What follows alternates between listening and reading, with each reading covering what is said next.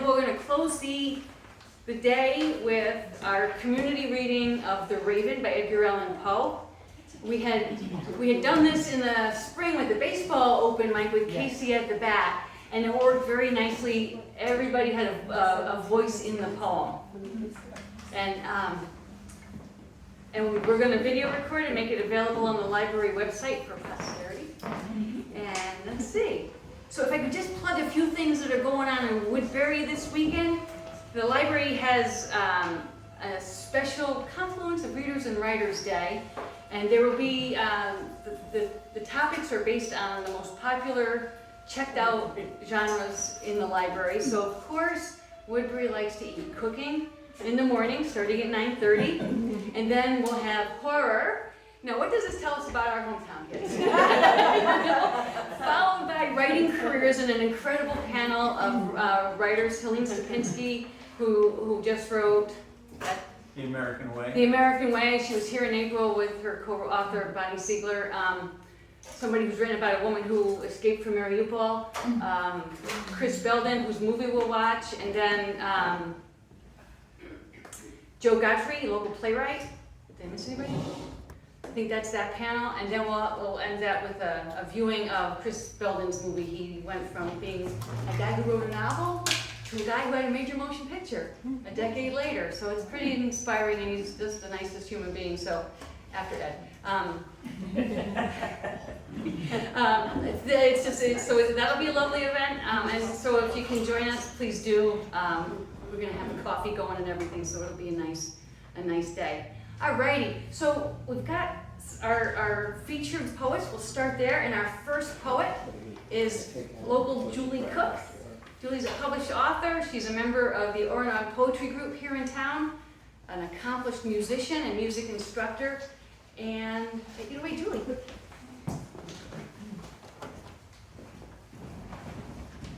Hi, everybody.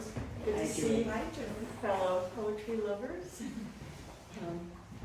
It's a little hard to pick out the poems, but these are the ones that I have. So the first one is a nod to my Italian heritage, and specifically my grandfather and a garden that he had.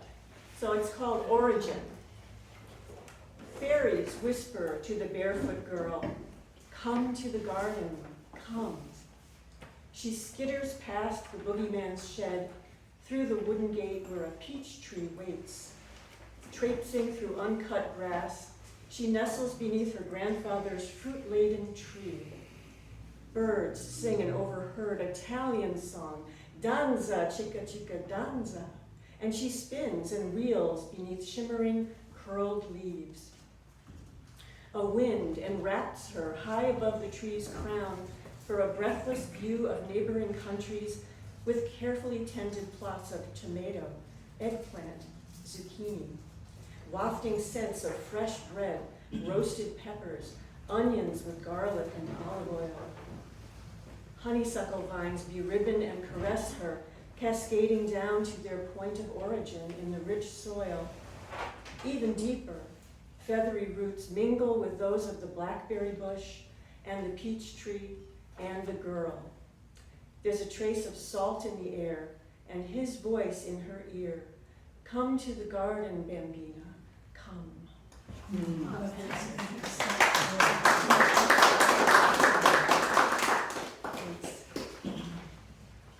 It feels good to acknowledge things that happened in the past, and then sometimes things that are happening, right in front of you, you realize, I could make a poem out of that. So that's what happened with this next one, which came from having lunch at a local eatery with my family.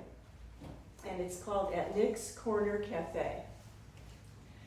Our foretop is an island in a swirl of sound and motion. The no-nonsense waitress takes orders, hoists trays, plates up tables like dealing cards. Fish and chips, Monte Cristos, steaming French onion soup delivered to families, gray-haired couples, women in lively conversation.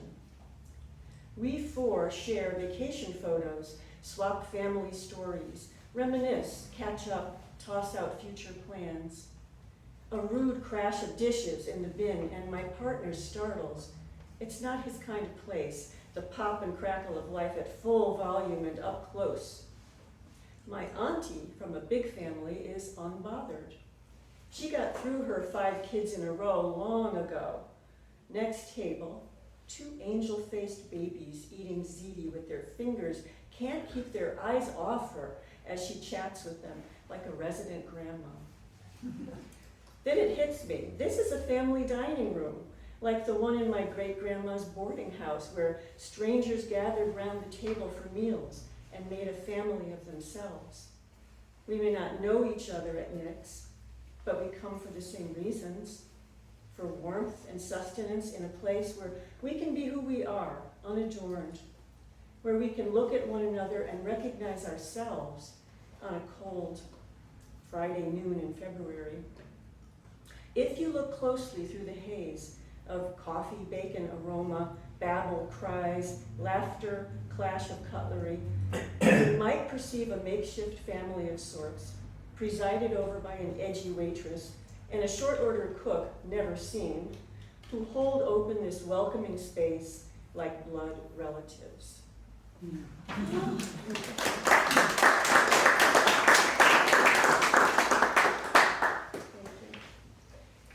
I'm someone who really likes to go through thrift stores and secondhand shops and find that looking at these things from long ago brings up a lot of memories sometimes. And so I tried this poem, it's a recent one, and I used a specific poetic form, and see if you can guess what it is. So, a shop of remembrance. This secondhand shop, teeming with memories, a hodgepodge of silver tea sets and vintage china. I feel the pull of nostalgia rise up inside me, reaching out to times long past. A hodgepodge of silver tea sets and vintage china. I remember when grace and order eased our days. Reaching out to times long past, I see my mother on Thanksgiving Day. I remember when grace and order eased our days. She set the good silverware on a lace tablecloth. I see my mother on Thanksgiving Day showing her love and care in small gestures. As she sets the good silverware on a lace tablecloth, I feel the pull of nostalgia rise up inside me. She showed her love and care in small gestures. This secondhand shop, teeming with memories.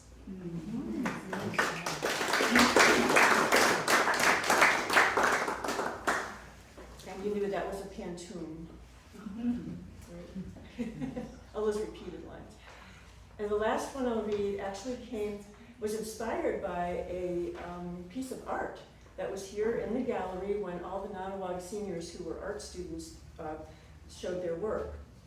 And this one was by Genevieve Richmond, and she did a self-portrait of herself. It was, her face was just absolutely beautiful, multicolored. And I call it Fleeting Glimpse. Have you seen how the shifting colors of sunset play havoc with perception? How ordinary hair becomes a turquoise river flowing from crown to shoulder, reflecting light on its way. How a muted dress lit by potent rays becomes a luscious mango strawberry confection. Have you seen how a face transforms from bisque to burgundy and rose with glints of gold? Lips darken to a pensive mauve. Eyes ignite like tawny tiger's eye. Have you seen her soft gaze at a distant aurora of possibilities? Have you felt the longing? Have you caught a fleeting glimpse of her future self dancing in a field of light, shimmering, whispering, beckoning?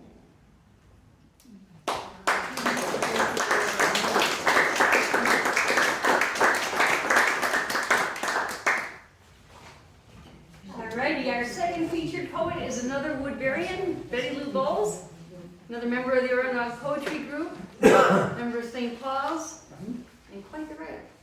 Welcome, Betty Lou. Thank you. The cornfield.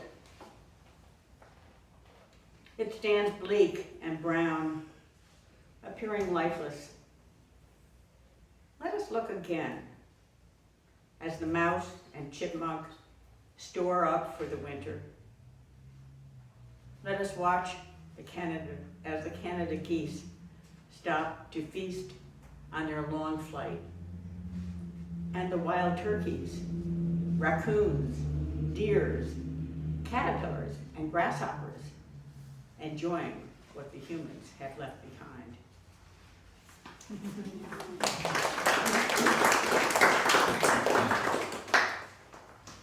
Windy October. 100. No, 1,000. No, 10,000. Leaves waved and cheered. I heard them, gleefully delighting in this crisp, clear, bright fall day.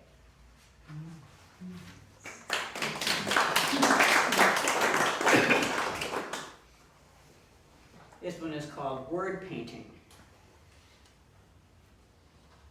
Can I word paint the wispy tips supported by fingers and arms of oh so many arms and fingers of this beauty we call a tree?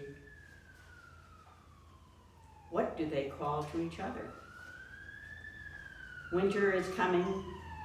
The robins, cardinals, and chickadees have nested in us along with the raccoons again this year. It is good to have a season to rest.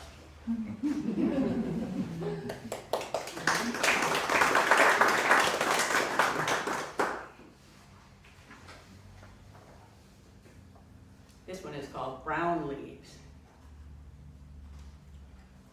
The brown leaves, tall, narrow oak and triune maple, blanket our deck. I imagine their life reversing, floating back up to their trees, turning yellow and red-orange yellow, and then green for most of their lives.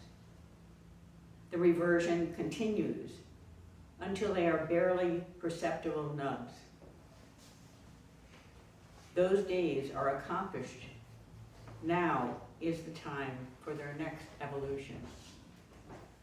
To nourish the soil, plants, and trees, giving themselves fully to the dirt, nurturing their surroundings for next spring.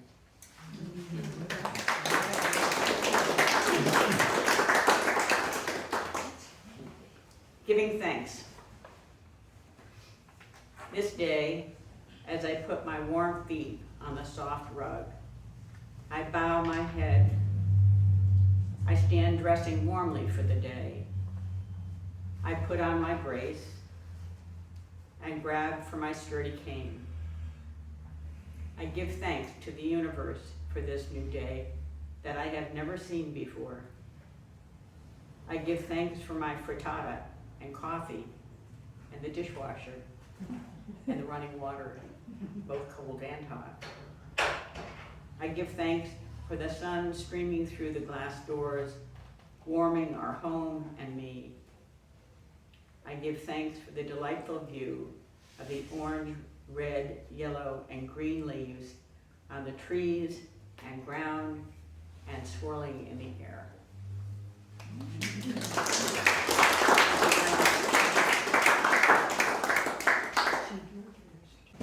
All right. We are very fortunate to have Southbury's Poet Laureate with us this evening, the one and only Faith Vicinanza. And come on up, Faith, and share your magic with us. Thank you. Thank you for including me today. I'm going to read 3 very short poems, so you could just sit quiet, relax till I get done with the first 3 that I'm going to do. And in the vein of the theme of harvesting abundance and transformation. So the first one is a hanging title, Grandfather's Peonies.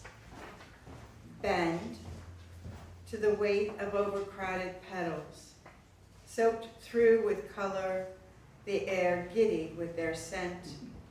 At 90, he tends to their petticoat pinks, pressed linen whites, pauses here, there, their dense perfection heavy in his palm.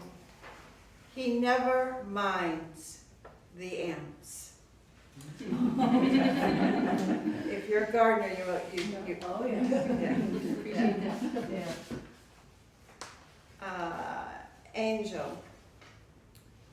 He is 5, singing in a tub brimming with bubbles, surrounded by super duper heroes, both genders, some alien, some he fancies himself becoming. His voice, a bright wish. It's my darling grandson, who's now 20, and currently staying with me. And after living alone for 15 years, it's a little chaotic. That's like, One more short piece. Mother. We gather wild raspberries in late afternoon. Your hands always ready to receive. Where the brook widens, water pools cool against the bank. How, after all these years, have we come to stand on the same side? Thank you. I'm going to end with a poem that I was asked to write as the Poet Laureate of Southbury. I've never been particularly enamored with the idea of on-demand poetry, but if you're from the area, you know that Southbury has been celebrating all year long their 350th anniversary and having a lot of celebratory events. And I was asked to write a piece to celebrate the anniversary of Southbury. The anniversary.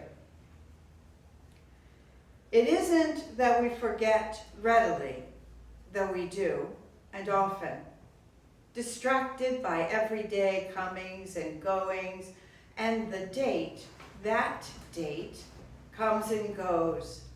A birthday, a husband's death, a friend's, a decades-old anniversary of one sort or another, a celebrated journey taken by 15 families who'd come by river to take refuge beneath a white oak. Considered by some a symbol of peace, a symbol of serenity, of rebirth. It can be difficult to remember even when it's personal. Was it a Tuesday? Was it a Wednesday? That day, a fire left your heirlooms in ashes. More difficult still when it's disembodied, a photograph, words on a page, and oral history handed down generation to generation, embellished perhaps or clouded from the telling and retelling. Ritual, the one true alchemy to bind us one to another, to our history, remind us of where we have been, give voice to our ancestral strivings, their sacrifices, their victories, losses, remind us how the guideposts of our future were laid, intended or not, a future they could not have imagined, molded over the centuries, a place that honors them, the indigenous that welcomed the newcomers and those who came seeking something new, a place that today cradles us, their legacy. Our Southbury boasts famous as well as infamous inventors, writers, factory owners, educators, heroes, farmers, politicians, some family names still recognizable who were here from the start, some names lost to time. Millers, shopkeepers, those who built the roads, those who broke the ground for schools or made land preservation their singular mission, leaders, firemen, artists, janitors, mechanics, the gardener, the poet, the peacemaker, the musician, the child, anxious but brave, who stands firm against the schoolyard bully, the preacher, the minister, the midwife, the good Samaritan who never gives his name, her name, a momentary angel. And aren't we all momentary angels, helping a neighbor, carrying the torch of selflessness, handed down and handed down and handed down to this moment, this fragile moment in time, gathered as we are to remember where we have been and to hold tight to those threads of hope in these chaotic times, as our founders did, as our mothers and fathers did, as we can, as we must, as we celebrate our journey the past 350 years, as we step bravely into each new day in front of us, bringing with us a rich history and a dedication to our future as a community, and celebrate today this place we call home.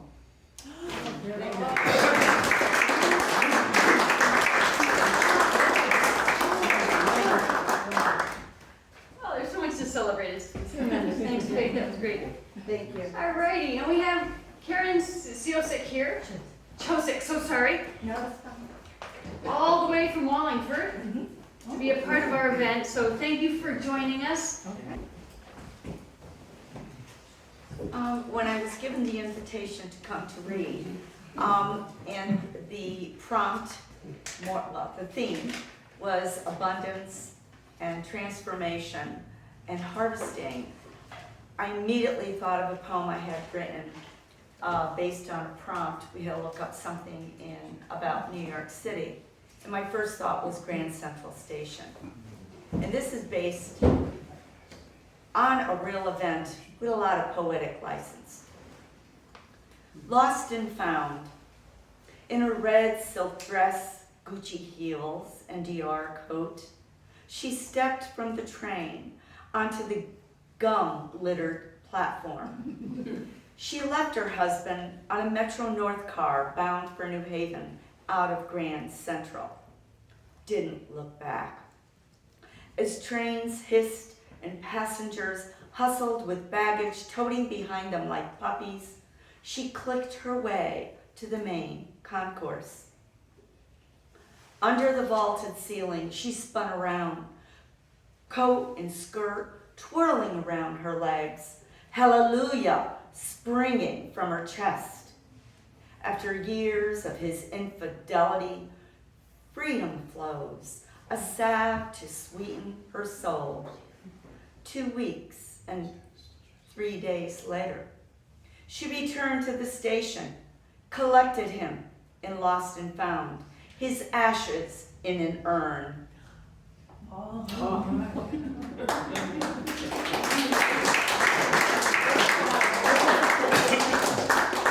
That really happened. Somebody came in and wearing ashes in an urn. So, Wow. yeah. Wow.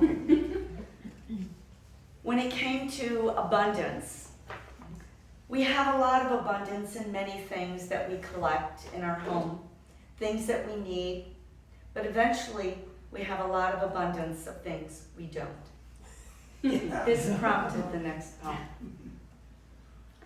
End of season resolution.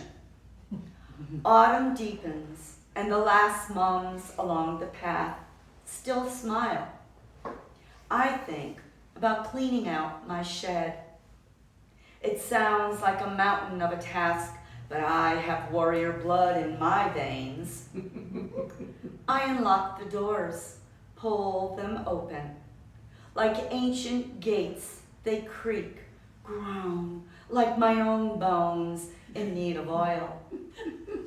With feet planted in the doorway, I resolve what must be plucked from this abyss so I can navigate uncluttered space by disposing the unusable.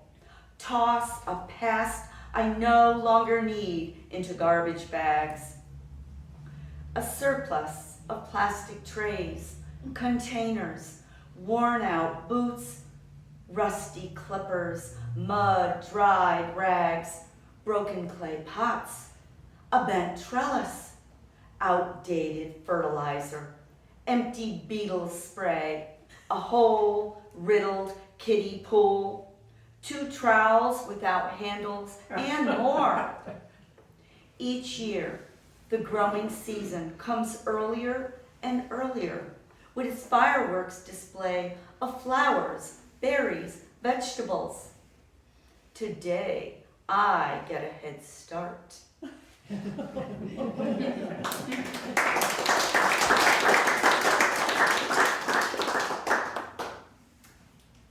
Harvesting comes in many forms. My next poem I'm going to dedicate to Sandy, because I know it's special because it reminded her of her mother. So I hope I get through this without choking up. Kay. My neighbor in her 85th year cleans her front yard again. Her gray, wind-tossed hair catches the moon's sun. Wrinkled hands around a rake's handle, she pulls with slow strokes, combs the dead grass from a drought-dry summer, and gathers withered leaves into neat piles. Does she collect memories too, with each scrape of the rake's metal teeth? Recall time with 2 young daughters jumping, laughing into daddy's leaf piles. Trick-or-treating with flashlights, tripping over princess costumes while they drag candy-filled pillowcases. Can she still see them racing to catch the school bus? Hear leaves crunching under their feet. She pushes a small load onto her rake, lifts and carries it with assured steps to the side of her house. There, the mound she harvests grows and grows.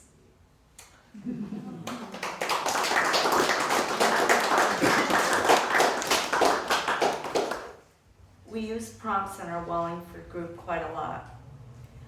Here's kind of another abundance short poem.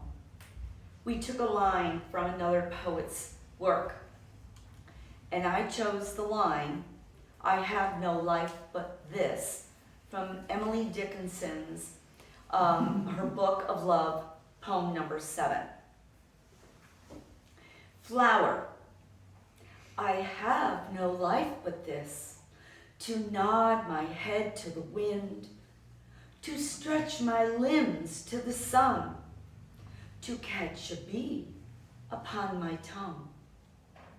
I have no life but this, to watch the sky gray or blue, to feel free from earth's bed, to savor life above instead. I have no life but this, to quench my thirst with cold rain, to smile on all who pass by, to bring joy to someone's eye. I have no life but this, to be a harbinger of spring, to inspire a verse or two, to live life well before I go. Thank you.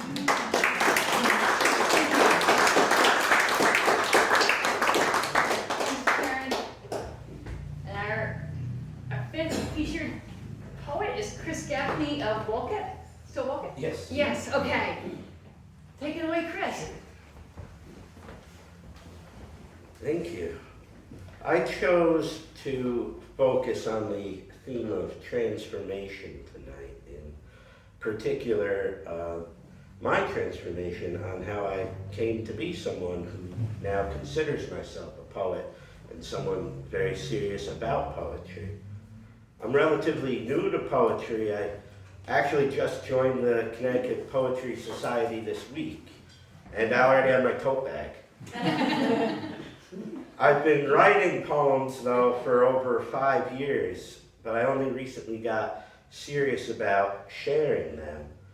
The first poem I wrote was written on the second day of my wife Jenny's 26th week of pregnancy. That's the day after babies can supposedly hear voices from outside the womb.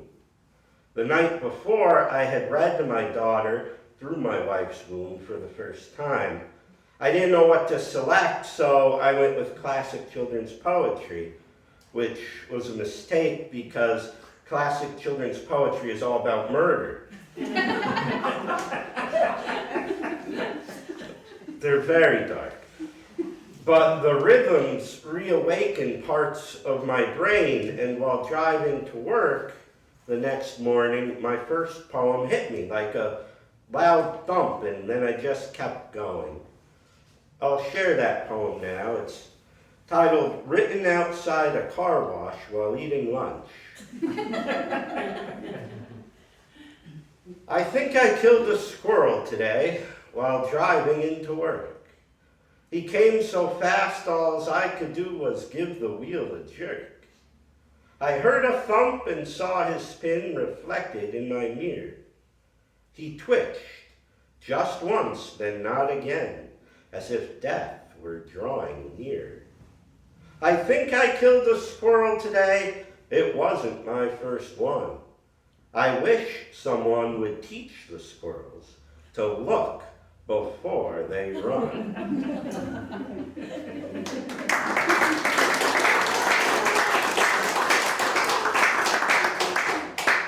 Admittedly, that's probably the stupidest poem ever written. But it made Jenny laugh after a hard day and completely changed her energy, which surely helped both her and the baby. The next poem I wrote was written only with that goal in mind. I pinpointed one of Jenny's chief anxieties, which was that she didn't yet look as pregnant as she felt, and so nobody knew to be nice to her. She expected people to cut her a little slack. That poem is titled Baby Bump. Baby bump, is that you I see? Or is it a wrinkle pressed into my tea? There's no way of slowing the fact that you're growing, but I just hate not knowing when I'll first start showing. Baby bump, I'm expecting you soon to make me start glowing and round as the moon. I'm nauseous and cautious that soon you will pop. I've bought elastic band pants and a much larger top. Baby bump, you keep me awake, thinking and worrying thoughts that are fake.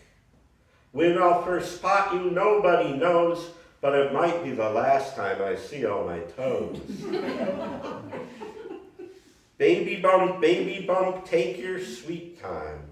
Let's make an appointment to meet around month number 9.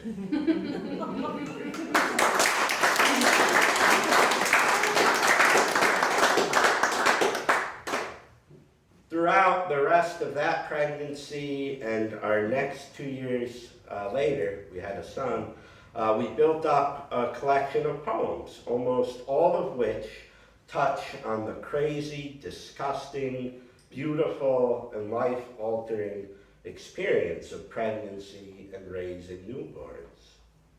I started printing these poems and sharing them with close friends and family members at their baby showers, and the response was fantastic.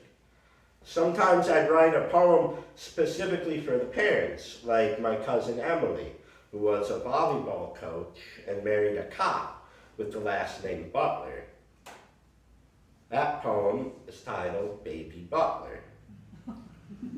The problem with babies, I'm sad to confess, is wherever they go gets left as a mess, except for one baby who stands out from the rest, dressed in his coattails, complete with a vest. He sweeps and he dusts, cleans the counters and floor, cooks dinner each night and answers the door. With the courage of a cop and the heart of a coach, his attention to detail is beyond reproach. He doesn't want riches and doesn't seek fame. He's just living up to his family name. Butler's his name, Baby Butler, in fact. A name full of dignity, character, and tact.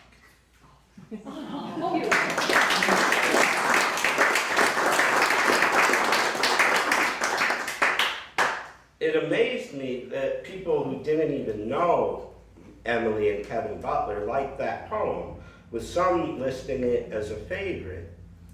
That taught me that in poetry, the personal is universal. And I stepped back to consciously try to make my poetry collection more inclusive of people who come to parenting in any way. I think it's working. Last month, I gave a keynote speech to the National At-Home Dad Network's annual convention. I spoke about poetry and whimsy.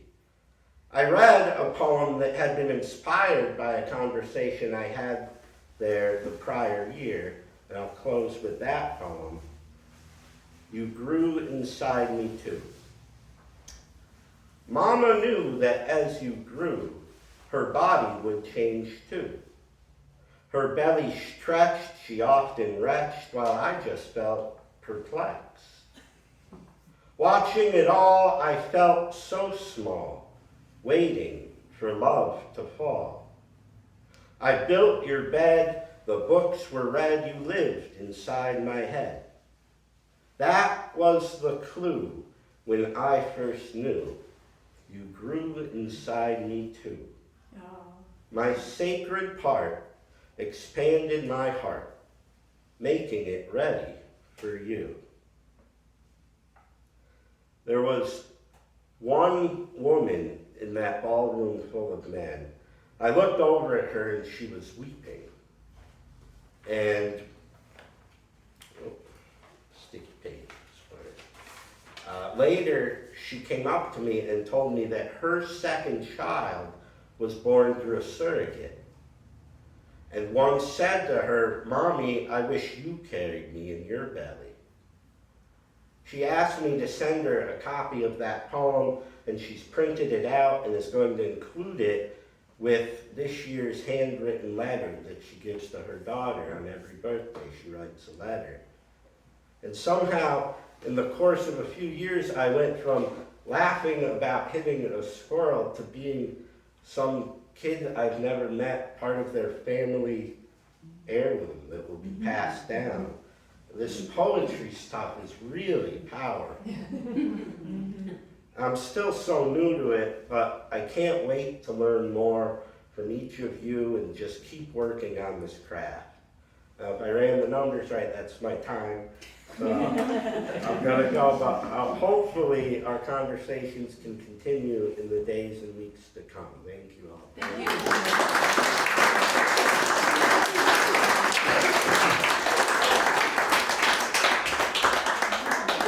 It means a lot to me that so many people came out on a Thursday night, and it means a lot to the library and to this community. And so many people came out and care about what it means to be alive through language, to share that. And I remember Bill saying after the poetry open mic with the baseball theme in the spring, when was the last time you went to a poetry reading and people weren't miserable? It happens. Everything's like this, but this celebration of abundance is really, really powerful and profound. So, and thank you for traveling, coming after work, coming out, period, on a beautiful evening. So we'll open it up for the open mic, and just ask that if people have a poem to read, that we could kind of limit that to just a couple minutes so that we can get the reading of The Raven in as well. Any takers for the open mic? So my name's Derek Peter. And before I read my poetry, I want to say that I'm a folklorist first and a poet fourth or fifth or sixth. So I document traditional music as passed down, and there's been a lot of themes in the poems tonight about passing things down. So if you have family songs and you would like to share them with me, well, that doesn't quite count. If you have family songs and you'd like to share them, I'd love to talk to you after the event. I was just in Cornwall at a concert, and a woman came at the very end and was writing notes down about some of the songs that had been performed, and I got to interview her, and she was like weirdly comfortable singing these old songs in her house for me. It was the same day, and I went home to Google her. It's the author, Roxana Robinson. So I've met all sorts of people doing that work, and if you have a history of singing in your family, I'd love to know about it. So I'll read just two from a book that Faith actually published on her press, Hanover Heritage, and then I'll read a new one. And they're all fairly short, so I won't take up too much time. I don't really title things. The white root appears thin at the mouth of the street, not aware of its own journey through miles of black mud, the time spent recoiling from fist-sized rock, inches of ice, and sleeping things. Near future, the river lets out much too soon, and handfuls of tulips erupt, clutching their talismans, delivering their tangled jargons in reds and one pale yellow.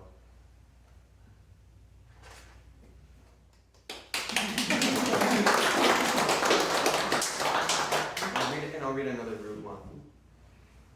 When you cut the root, thick and yellow from the earth, the root regrows, purple-edged and defiant, fed by underground rivers and searching endlessly, while April rains now bloom sideways to the saturated lawn. In this you find the infinite, the mouth of something in something else, feathers where there ought not to be, a moment of dissonance, bringing clarity to dying elms, a single crane cutting the sky with bowed wings.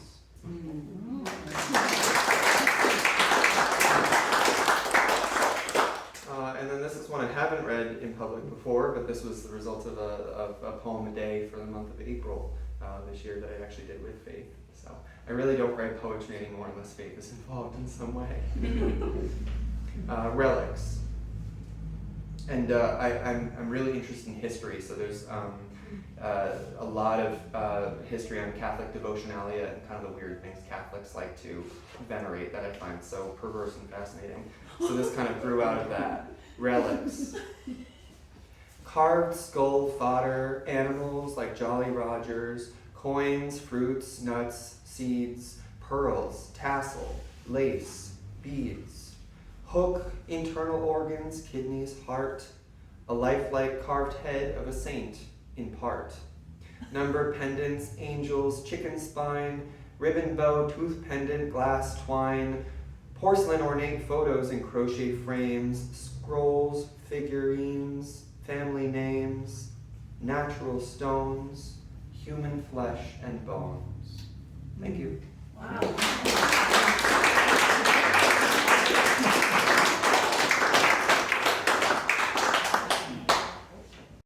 Our Woodbury Poetry Group, we've been calling ourselves the Oregon Mountain Poetry Group. Just to confuse people, but it's the name of the mountain out back here, a defining feature of our hometown. And we've been collecting poems and putting them online in the Oregon Mountain Poetry Journal. And we actually put together a little collection. And part of our thinking was there's a lot of great poetry out there that just needs a place to be and to be available without all the rigmarole of reading fees and this, that, the other. And we're sufficiently small that we can just celebrate the people who submit. And we have some really amazing contributions. So if you search up Orono Mountain Poetry Journal, I think you'll be pleasantly surprised. And if you want to share something with us, by all means, please do. And when we were putting this collection together, some of the people who wrote for us also sent us videos. They're from far away, some of them, and some just couldn't be here. All right, go ahead. Good evening, poet friends. My name is Mary Ann Teft. I'm a poet and classroom teacher on the Dutch Caribbean island of St. Martin. I was born in Connecticut and raised in Canada, and I've been living here in St. Martin for 20 years. Here's my poem, Storm Windows, by Mary Ann Teft. In the days before Halloween, my sisters and I would sneak into the barn looking for burlap feed bags to press into trick-or-treat service. We dared to dream it would be warm enough in New Hampshire that late October night to wear a frothy princess gown and tiara that would not need hiding beneath a parka and toque, as we dodged heartbreakingly early snowflakes. But as we met Dad stuttering from the tack room with summer-stored storm windows under his arm, winter-wise lips pressed together like sober logs in the fireplace, we knew we would go back to the house, rummage among old turtlenecks and sweaters to transform ourselves with safety pins and down-stuffed layers into seasonally clad dogs, bears, and lions, leaving behind our noble dreams in exchange for the tote bags for still another year. Thank you.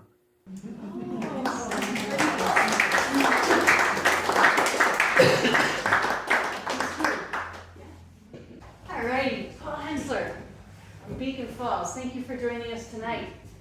Thank you, Sandy. Sure. And I might have slight name recognition from the baseball gathering back in the spring, no, Right. 4th of July. Right. The essay I wrote, I was not able to be here that night, but I wrote an essay and I offered to read it again here because we're kind of harvesting now for the World Series, the playoffs that are upon us. But I looked at that piece this morning and I decided, wait, this needs way too much work. So this is my debut with Open Mind, and I decided to just go with something completely fresh. And because I'm a nonfiction guy and I'm a baseball historian, I allude to a lot of names and different circumstances in what little I wrote here. So if you follow the game, you'll have some understanding of what this is. And I also modestly label myself as the best baseball historian of the 1960s, 70s, and 80s in my price range. So with that, it just based on my own following baseball, stretching back to when I was a kid, many, many years ago, I culled 3 things that I found somewhat miraculous, not unexpected things that take place in the world of baseball, the world of sports generally. But I wrote this little piece called 3 Northeast Miracles. So when the calendar says October, the final harvest is brought in, and just as the last ears of corn are culled from their stalks, so too are baseball playoff teams separated from the also-rans. The long regular season now exhausted, the postseason commences. In these parts, the 3 local big league clubs have taken their turn to claim the Commissioner's Trophy as the best of the best. Each team thrilled its fans unapologetically in its own way. The Mets of '69 vanquished the mighty Orioles, and who would have been bold enough to predict that 7 years earlier, when Casey Stengel's Chargers were worse than lovable losers. But the Amazing set the world on its ear by almost running the table in October, the last out recorded on a routine fly to left that Cleon Jones secured before the pandemonists delightfully tore Shea Stadium apart. In '77, across town in the Bronx, as Ogden Nash had it, no thanks, Billy fought with Reggie. Billy fought with George, but George signed the checks and got what he paid for when Reggie, mighty Reggie, took 3 swings at 3 consecutive pitches from 3 different pitchers on that chill October evening. The Dodgers flew home losers while George got what he paid for.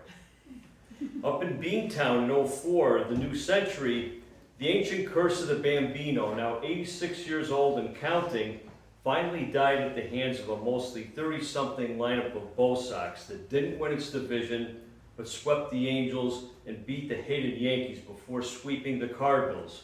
And New England, all of New England, was even more delirious than when Bobby Orr beat the Blues, also from St. Louis on ice, in 1970. Be patient for the Northeast miracle. Another will be coming. Hi,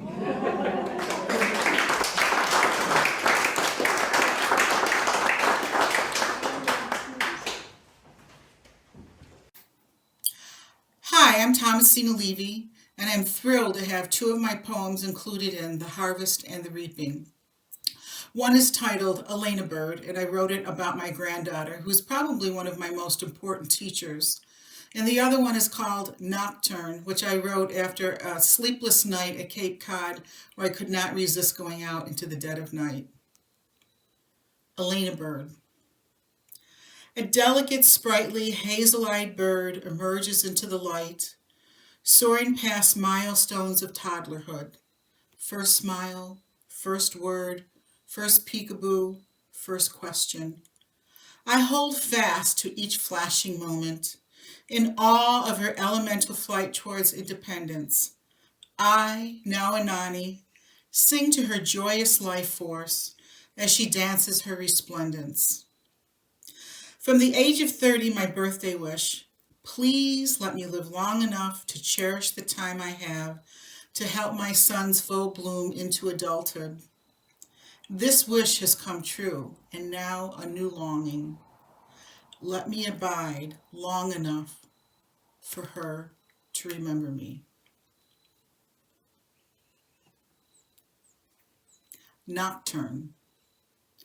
Like clockwork, 3:47 a.m., sleeplessness, restlessness, a beckoning outdoors, 45 degrees Fahrenheit, flannel nightgown, bare feet, rush outside, hair whirling, exhilarating bayside gusts, locust trees rattling and swaying. Look up, wonder stars streak across a heavenly inky vault. Gaze in awe at the Pleiades, the divine seven sisters shimmering in their endless waltz and sway, with bold Orion, the mighty hunter, in a luminous October night. Marvel at Milky Way's silvery river, splashing between Venus sparkling in the east, as fiery Mars glistens and dazzles in the west. This eternal pilgrimage through the cosmos, a reminder of our own infinitesimal spark in a vast and enduring universe. Thank you.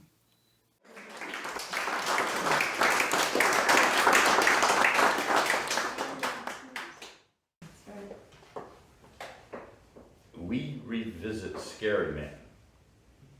Me, Tinkerbell, and Snow White. That is, my 5-year-old and her friend had heard of the Halloween trick-or-treat children called Scary Man. I walked with him hand in hand. He kept his house dark until little ones rang the bell. The front door creaked, then swept open a floodlight, flared to light Scary Man in repose in a coffin. He then rose from the waist up, tilting it then, silent, clad all in black, powdered white face, fiery red lips, Joker grin. The little girls wailed and wet their pants. Ho ho, all in good fun, Halloween spirit Dracula chortled. The next year, me, Bo Peep, and Miss Muffet showed up, and the door creaked open, and the light blared. The Scary Man rose up as expected, black and white as before, and as I instructed, Miss Muffet brandished high a hammer, then Peep a wooden stake. Scary Man recoiled. He didn't really know for sure what I'd suggested to him.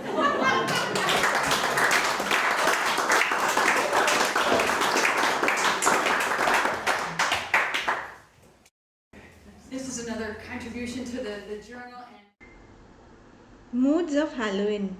On this not so bright October night, with the shy, waning gibbous moon, when the world is enshrouded in shadows and mystery, our Halloween festivities enliven our mood and ward off the gloom. On the spooky night, they say the spirits, ghosts, ghouls, and goblins roam, their prying eyes haunting the eerie streets, interloping the deserted woods. No one knows to where they belong, as they come from a territory unknown.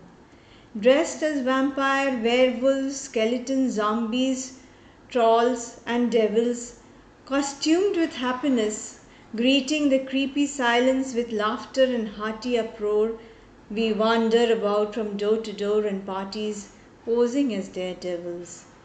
Wild, wicked witches set upon their brooms travel with faces green. Dreadful scare will not wash over us if they are in sight. For we fear not anybody, striding around puffing our chests out, as in ourselves we preen.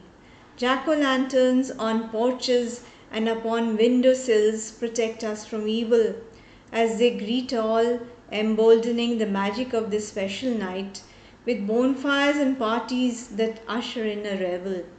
Children wander from house to house yelling trick or treat, collecting boundless love and flavorful candies, chocolate draped strawberries, caramel popcorn, gummies, licorice that they love to eat. All yummy delights welcoming the cold, balancing savory and sweet, brownies, pancakes, puddings, cupcakes, pies, hot dogs, cookie truffles, chocolate tarts, when the end of harvest and beginning of harsh, icy winter meet. As we celebrate feasting on the eve of All Saints' Day, delectable food, pumpkin pies, soulful cakes, fried chickens, sings on our palates. Our world will be bestowed with prosperity and cheer, is all that we hope and pray. Thank you.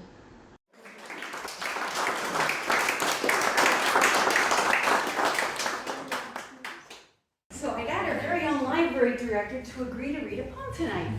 Thanks, Sue. This is called Halloween by Mac Hammond.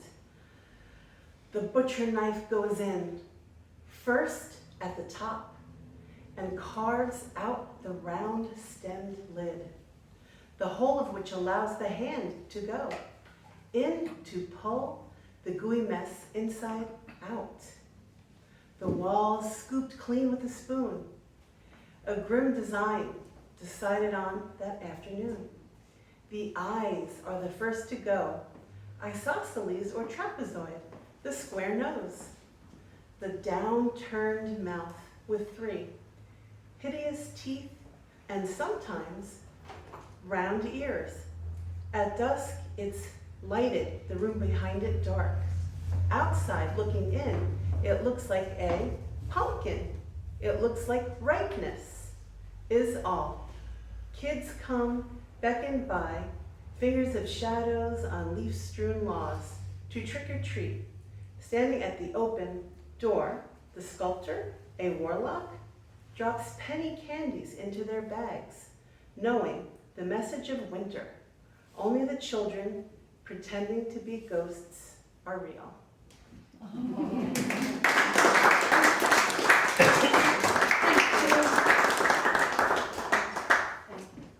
Hi, my name's Sharon Smith, and this poem is called My Ghosts. My ghosts seem to be a good-natured bunch. They don't try to frighten or bicker or punch. They're subtle and quiet and liquid as air. It takes being silent to notice they're there. They send obscure messages, numbers and such. I work to decode them. It takes a soft touch. I think of them playful and often sincere. They don't ever hurt me or cause me much fear.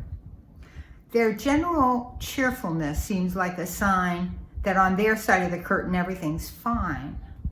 I take this to mean death isn't so bad, that instead of an end it's some kind of launch pad. And launch into what, I really don't know. I think it's without the flesh and bones, though. The floating and weightlessness sound kind of nice. No Haagen-Dazs chocolate, I think, is one price. I'm interested, curious, flat out intrigued, why they never seem tired or slightly fatigued. My ghost's basic friendliness does make me feel that being a ghost is a pretty good deal. At Halloween time, though, I am in a quandary. Not sure what to wear, what to take from the laundry. I'm perplexed when the search for a costume begins. My ghosts have no bellies, no cheeks, and no chin. They float around soft, and all liquid is air. So I can't seem to pick the right garment to wear. They don't have a sheet, any fabric at all, and it's cold to go naked outside in the fall. Thank you.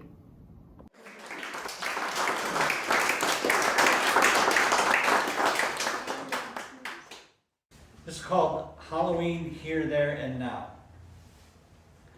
Moving from there to here gave us quite a scare. New town, new home, new schools, new kids, new rules we knew nothing about. There, at school in costumes, in class with ghouls and goblins, we'd wait patiently until 3, then head home door to door, filling our sacks and full of glee. Here, arriving home, day winding down, Mom said, "Hurry," and grabbed my bag, while onto the porch she pushed a clown. "I just got home and there's dinner to cook. Take your sister out and around."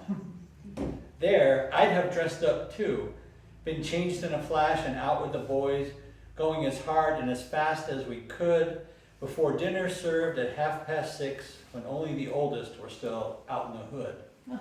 Here, up the long driveway we trudged into a neighborhood we hardly knew. No one answered at 5 or at 8. Then we learned why it was so weirdly quiet. No one's out here until after they've ate. Clown walked home wearing a frown while I did a jig, though only in my head. I hadn't dressed up in this new place. With this move, I was getting too old to even consider a mask on my face. Looking back now, I wonder why I wanted to grow up so fast. Past is past, they say. That's swell. We grow and age and shouldn't look back. But right now, I'd sure like a time travel spell.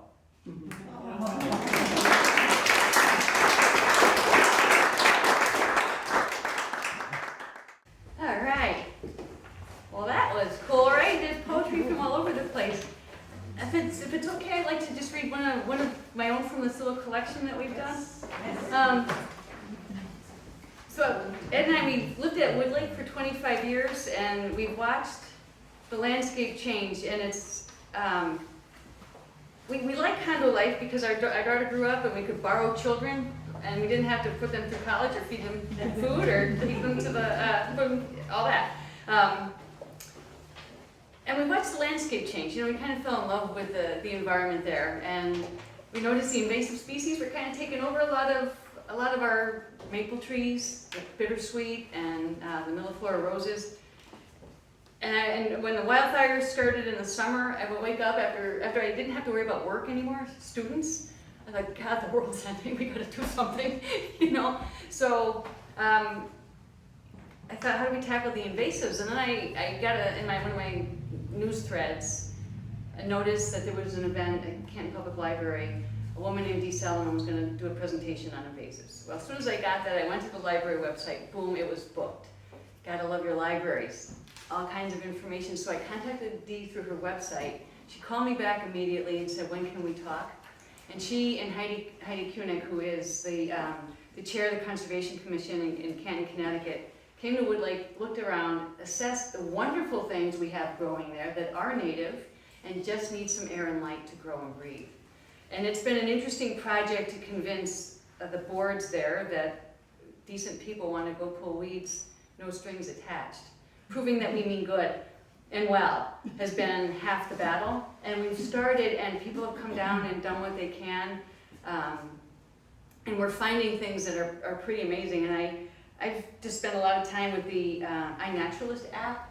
You know, when you take a picture and it tells you what it is, and the neighbors are very confused, like, what is she doing? You know? So that's part of the PR campaign. But I was hanging out with some birds in an apple tree, trying to figure out with my Merlin app what the birds were.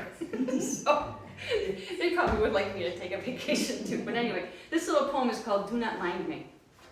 The black-capped chickadee does not mind me, standing amid the apple tree branches, while he sings his heart to the noontime sun, and I record our light time together. There you are, recorder of notes, he says, as he flits from branch to vast tree. And here I am, a black-capped chickadee, singing against the ruin of your time. The lesson is greater than I will be, greater than what it takes to define we. But you hear me. See, we must heal this trade. What I do not mind, I will learn to love. Keeper of song and long seasonal truth, hear me. No, life song's value is my proof.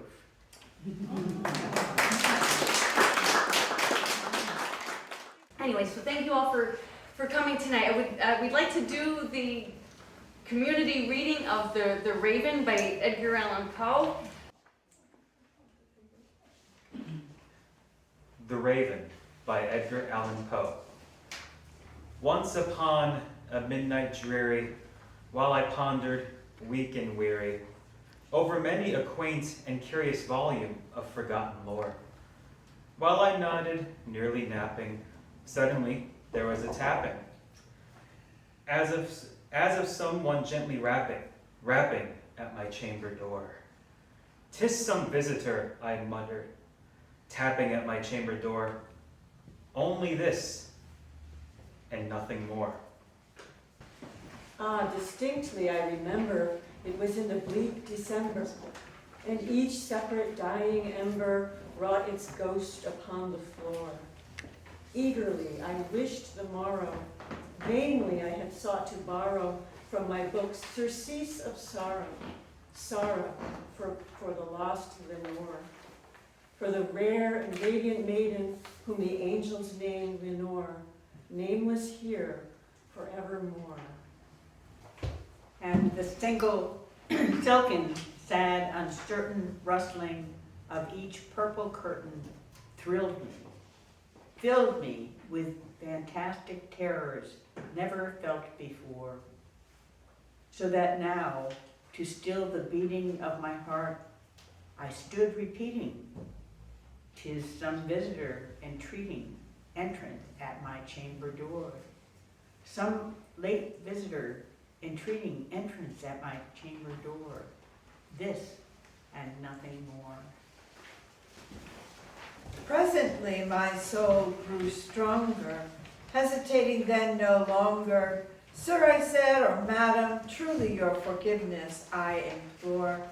But the fact is I was napping, and so gently you came rapping, and so faintly you came tapping, tapping at my chamber door, that I scarce was sure I heard you. Here I opened wide the door, darkness there, and nothing more." Deep into that darkness peering, long I stood there wondering, fearing, doubting, dreaming dreams no mortal ever dared to dream before.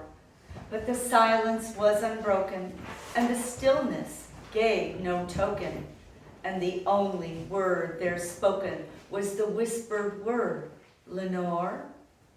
This I whispered, and an echo murmured back the word, "Lenore." Merely this, and nothing more. Back into the chamber turning, all my soul within me burning. Soon again I heard a tapping somewhat louder than before.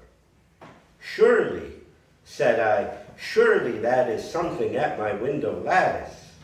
Let me see then what thereat is, and this mystery explore. Let my heart be still a moment, and this mystery explore. 'Tis the wind, and nothing more." Open here I flung the shutter, when, with many a flirt and flutter, in there stepped the stately raven of the saintly days of yore. Not the least obeisance made he, not a minute stopped or stayed he, but with the mien of lord or lady, perched above my chamber door, perched upon a bust of Pallas, just above my chamber door, perched and sat, and nothing more. Then this ebony bird beguiling my sad fancy into smiling by the grave and stern decorum of the countenance it wore. "Though thy crest be shorn and shaven, thou," I said, "art sure no craven, ghastly, grim, and ancient raven, wandering from the nightly shore. Tell me what thy lordly name is on thy night's Plutonian shore. Quoth the raven, nevermore. Much I marvel this ungainly fowl to hear discourse so plainly, though its answer little meaning, little relevancy bore, for we cannot help agreeing that no living human being ever yet was blessed with seeing bird above his chamber door, bird or beast upon the sculptured bust above his chamber door, with such name as nevermore. But the raven, sitting lonely on the placid bust, spoke only that one word, as if his soul in that one word he did outpour. Nothing farther than he uttered, not a feather than he fluttered. Till I scarcely more than muttered, other friends have flown before. On the morrow he will leave me as my hope have flown before. And the bird said, nevermore. Startled at the stillness broken by reply so aptly spoken, doubtless, said I, what it utters is its only stock and store. Caught from some unhappy master whom unmerciful disaster followed fast and followed faster till his songs one burden bore, till the dirges of his hope that melancholy burden bore of never, nevermore. But the raven, still beguiling all my fancy into smiling, straight I wheeled a cushioned seat in front of bird and bust and door. Then upon the velvet sinking, I betook myself to linking fancy into fancy, thinking what this ominous bird of yore, what this grim, ungainly, ghastly, gaunt, and ominous bird of yore meant in croaking nevermore. This I sat engaged in guessing, but no syllable expressing, to the fowl whose fiery eyes now burned into my bosom's core. This and more I sat divining, with my head at ease reclining, on the cushion's velvet lining, that the lamplight gloated o'er. But whose velvet lining, with the lamplight gloating o'er, she shall press, nevermore. Then, methought, the air grew denser, perfumed an unseen censer, swung by seraphim, whose footfalls tinkled on the tufted floor. Wretch, I cried, thy God hath lent thee, by the angels he hath sent thee, respite and nepenthe from thy memories of Lenore. Quaff, O quaff this nepenthe, and forget this lost Lenore. Quoth the raven, nevermore. Prophet, said I, thing of evil, prophet still, if bird or devil, whether tempter sent or whether tempest tossed, thee here ashore, desolate yet all undaunted, on this desert land enchanted, on this home by horror haunted, tell me truly, I implore, is there balm in Gilead? Tell me, I implore. Quoth the raven, nevermore. Prophet, said I, thing of evil, prophet still, if bird or devil, by that heaven that bends above us, by that God we both adore, tell this soul with sorrow laden if, within the distant Aidenn, it shall clasp a sainted maiden whom the angels name Lenore. Clasp a rare and radiant maiden whom the angels name Lenore. Quoth the raven, nevermore. Be that word our sign of parting. Bird or fiend, I shrieked, upstarting. Get thee back into the tempest and the night's Plutonian shore. Leave no black plume as a token of that lie thy soul hath spoken. Leave my loneliness unbroken. Quit the bust above my door. Take thy beak from out my heart, and take thy form from off my door. Quoth the raven, nevermore. And the raven, never flitting, still is sitting on the pallid bust of Pallas, just above my chamber door.